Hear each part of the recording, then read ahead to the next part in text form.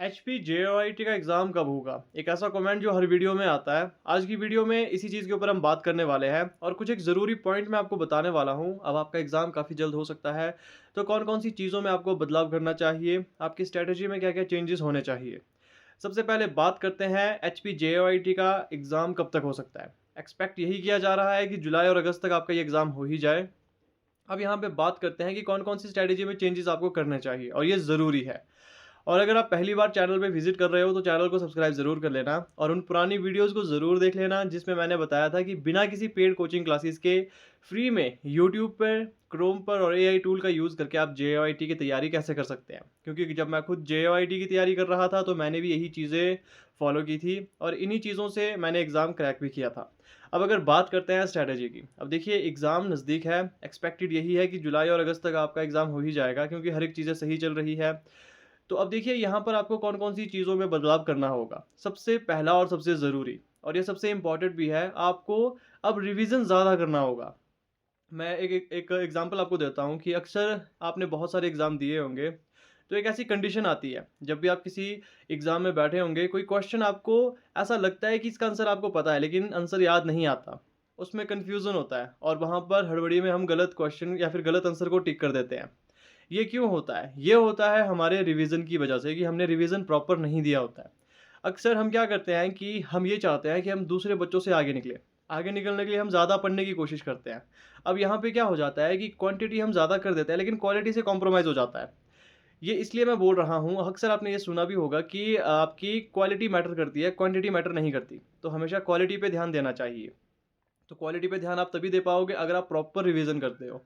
मैंने भी बहुत सारे कॉम्पिटिटिव एग्ज़ाम दिए हैं। मैंने भी आप ये मानकर चल सकते हो कि 12 से 14 एग्ज़ाम मैंने दिए होंगे कॉम्पिटिटिव एग्ज़ाम, लेकिन उसमें हर बार मैं फ़ेल हो जाता था। मेरी सबसे बड़ी गलती क्या रहती थी? एक तो प्रॉपर सिलेबस का नॉलेज ना होना, प्रॉपर गाइडेंस का नॉलेज ना होना। दूसरा जो सबसे मेजर था, वो था प्रॉपर रिवीज़न ना होना। मैं अक्सर ये करता था कि सिलेबस को कवर करने की कोशिश करता था और कवर करने की कोशिश में रिवीज़न रह जाता था। रिवीज़न को ज़्यादा अहमियत नहीं देता था। रिवीज़न एक बहुत ही इम्पोर्टेंट थिंग है आपकी प्रिपरेशन के दौरान, क्योंकि जब भी कोई चीज़ आप पढ़ते हो, 1 हफ़्ते तक वो चीज़ें आपको याद रहेगी, लेकिन उसके बाद आप उस चीज़ को भूल जाओगे।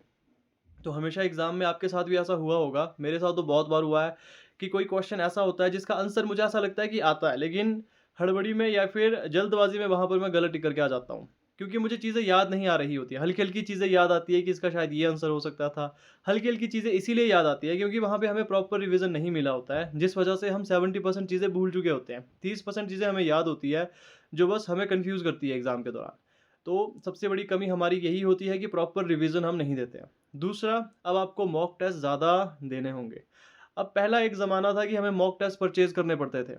जैसे मैंने आपको बताया कि हमें मॉक टेस्ट परचेज़ करने पड़ते थे, उसके बाद हम मॉक टेस्ट लगाते थे और उसमें भी वो क्वालिटी नहीं मिलती थी हमें। आज के समय एआई टूल्स पे आप अपने मॉक टेस्ट खुद से बना सकते हो। जैसे कि आप सभी को पता ही होगा, कंप्यूटर बेस्ड टेस्ट आपके होंगे, लेकिन कंप्यूटर बेस्ड टेस्ट के आधार पर ही आप अपने मॉक टेस्ट बना सकते हो एआई टूल का यूज़ करके। चाहे वो चैट जीपीटी हो या गूगल जेमिनी हो, किसी भी एआई टूल का यूज़ करें, इससे आप अच्छे तरीके से मॉक टेस्ट की तैयारी भी कर पाओगे। अब इसमें सबसे पहले आपको अपने एआई टूल्स को ट्रेन करना होता है। ट्रेन कैसे करोगे? सबसे पहले तो अपनी मेल आईडी से वहाँ पे लॉगिन करो, जिससे आपकी हिस्ट्री स्टोर रहेगी और वो ट्रेन होता रहेगा। जिस तरीके से आप वहाँ पे प्रॉम्प्ट डालोगे, उसी तरीके से रिज़ल्ट आपको मिलते रहेंगे। अब ज़रूरी नहीं है इंग्लिश में ही प्रॉम्प्ट डालने हैं, आप हिंदी में आसान भाषा में सीधे सिंपल वर्ड्स में आप वहाँ पे प्रॉम्प्ट डाल सकते हो और आसानी से उसे समझा सकते हो आपको चाहिए क्या। तो इस तरीके से आप अपनी तैयारी कर सकते हो। बाकी तीसरी चीज़, एमसीक्यूज़ क्वेश्चन पे आप ज़्यादा ध्यान दीजिए। जब भी कोई टॉपिक आप पढ़ रहे हो, अब तो बहुत समय हो गया आप सभी को जेओआईटी की तैयारी करते-करते।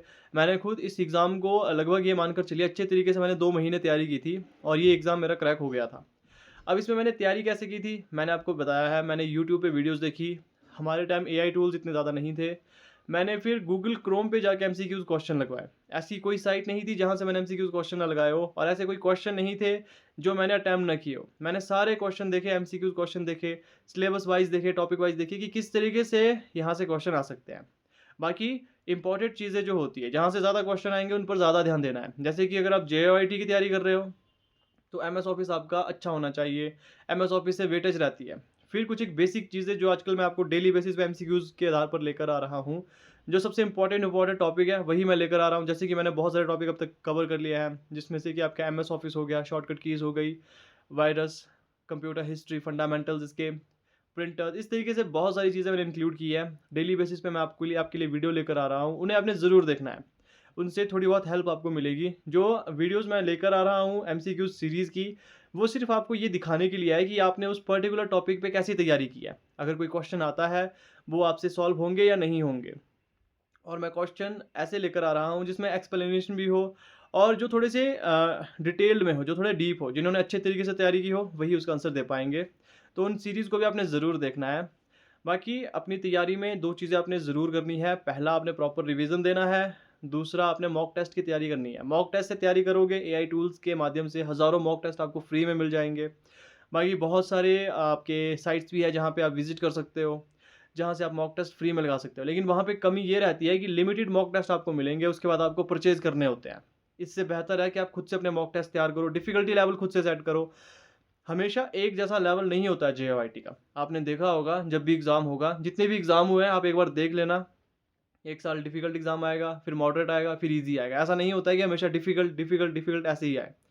ये लेवल आपके हमेशा चेंज होते रहते हैं और हमेशा कोशिश करें प्रीवियस ईयर क्वेश्चन पेपर को देखें। जब भी कोई चीज़ें होती है, जब भी कुछ काम होता है, तो पुरानी चीज़ें ज़रूर देखी जाती है। अब जब भी यहाँ पे आपका जेईई का एग्ज़ाम होगा, तो जो एग्ज़ामिनर होगा, जो क्वेश्चन सेट करेगा, वो पहले प्रीवियस ईयर क्वेश्चन पेपर को ज़रूर देखेगा, ताकि वो क्वेश्चन की डिफ़िकल्टी लेवल को सेट कर सके और वो ये चेक कर सके कि किस टॉपिक से क्वेश्चन कैसे पूछे जाते हैं। वो उसी से यहाँ पे क्वेश्चन उठा भी सकता है। तो पुराने क्वेश्चन को आपने ज़रूर देखना है। इसके लिए भी आपको previous year question paper search करने की ज़रूरत नहीं है। एआई टूल के माध्यम से आप सारे प्रीवियस ईयर क्वेश्चन पेपर एक ही पीडीएफ में डाउनलोड कर सकते हो। तो इस तरीके से आपने अपनी तैयारी ज़रूर करनी है, जिससे आपको पता लग सके कि आपकी कमियाँ कहाँ पे है और किस टॉपिक पे आपको ज़्यादा ध्यान देने की ज़रूरत है। मैथमेटिक्स इसमें नया इंक्लूड किया गया है। बहुत सारे बच्चे यहाँ पे अभी भी कन्फ्यूज़ है कि मैथमेटिक्स को वो पढ़े कहाँ से? मैंने एक यूट्यूब क्लासेस आपको सजेस्ट की थी, बेसिक लेवल का नॉलेज आपको होना चाहिए। बेसिक लेवल का नॉलेज आप रखें, पहले आप बेसिक चीज़ें क्लियर करें, फिर आपने शॉर्ट ट्रिक ज़रूर देखनी है उस टॉपिक की। मैंने 2 चैनल आपको सजेस्ट किए थे, मुझे याद है। जिन्होंने वो पुरानी वीडियो नहीं देखी है, एक बार ज़रूर देख लेना। मैंने हर एक चीज़ के ऊपर वीडियो बनाई है। मैंने Hindi grammar, English grammar, current affair, HP GK, Indian GK, इन सभी चीज़ों पे भी वीडियो बनाई है, कहाँ से पढ़ना है आपको। जेओआईटी के लिए ज़रूरी नहीं है कि आप इंडियन जीके बहुत ही डीपली तैयार करो। मैराथन क्लासेस आती है इस पे। बेसिक नॉलेज लो और बेसिक एमसीक्यूज़ क्वेश्चंस को आप यहाँ पे रिपीट करते रहो और प्रीवियस ईयर क्वेश्चन पेपर से चेक करो कि किस लेवल के क्वेश्चन आते हैं इंडियन जीके के।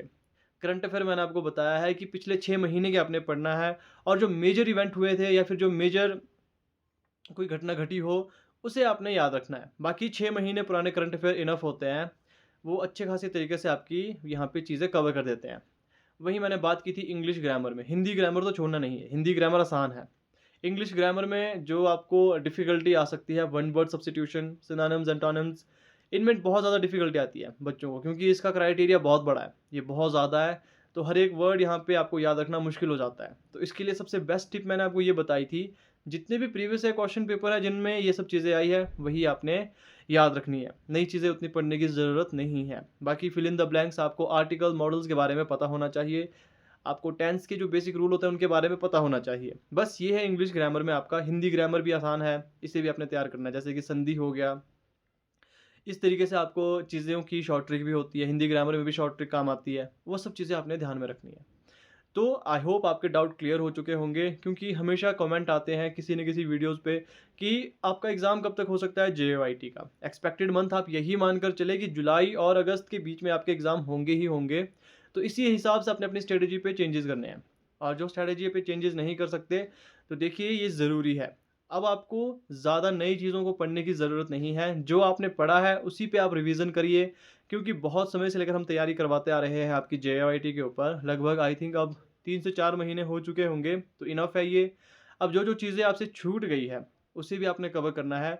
ऑफ़िशियली सिलेबस आ चुका है, जो कि काफ़ी सिमेट्रिक वे में है इस बार। काफ़ी कम टॉपिक वहाँ पे दिख रहे होंगे, लेकिन डिटेल में आपने पढ़ना है। जैसे कि उसमें वहाँ पे हाई लेवल लैंग्वेजेज़ का ज़िक्र किया गया है, तो इसमें बहुत सारे बच्चों को ये लग रहा है कि हमें सी अब पढ़नी नहीं होगी। देखिए, बेसिक नॉलेज आपने हर लैंग्वेज का लेना है, चाहे वो जावा हो, चाहे वो सी हो, चाहे सी प्लस प्लस हो। बेसिक नॉलेज से मेरा मतलब ये होता है, बेसिक आर्किटेक्चर वो किस तरीके से काम करती है, इसका इन्वेंशन किसने किया, किस जनरेशन में ये आई, बस ये चीज़ें आपको पता होनी चाहिए। तो इसी तरीके से आप अपनी तैयारी करें, काफ़ी जल्द एग्ज़ाम हो सकते हैं और उम्मीद यही करूँगा कि जितने भी मेरे सब्सक्राइबर हैं, जो फिर जितने भी व्यूअर्स हैं, उनका एग्ज़ाम ज़रूर क्रैक हो, क्योंकि हर एक चीज़ मैंने आपको बताई है जिससे एग्ज़ाम क्रैक ईज़िली हो सकता है। क्योंकि खुद मैंने यही चीज़ें फ़ॉलो की थी, तो मैं उम्मीद करता हूँ आपसे भी वही चीज़ें फ़ॉलो की जाए और जो गलतियाँ मैंने की थी, वो गलतियाँ आप ना करें, जिससे आपको थोड़ी जल्दी सक्सेस मिल सके। क्योंकि मुझे सक्सेस मिलने में थोड़ा-सा वक़्त इसलिए लगा, मुझे प्रॉपर गाइडेंस नहीं थी। जो चीज़ें मैं आपको बता रहा हूँ, हो सकता है बहुत सारे बच्चों को ये लगे कि ये बेकार की चीज़ें हैं। देखिए, ये बेकार की चीज़ें नहीं है, यही छोटी-छोटी चीज़ें बहुत ज़्यादा मायने रखती है। तो आई होप आप आज की चीज़ें आपको समझ आ चुकी होगी। तो डेली बेसिस पे जो मैं क्वेश्चंस करवा रहा हूँ, उसे सॉल्व करिए, रिवीजन प्रॉपर दीजिए, डेफ़िनेटली आपका एग्ज़ाम क्रैक होगा। और जैसे ही एग्ज़ाम खत्म हो जाता है, फिर हम टाइपिंग के ऊपर भी वीडियोज़ लेकर आएँगे। टाइपिंग के लिए भी आपको बताएँगे कि किस तरीके से आप अपनी टाइपिंग की तैयारी कर सकते हैं। तो मिलते हैं आपसे नेक्स्ट वीडियो में अब नए अपडेट के साथ।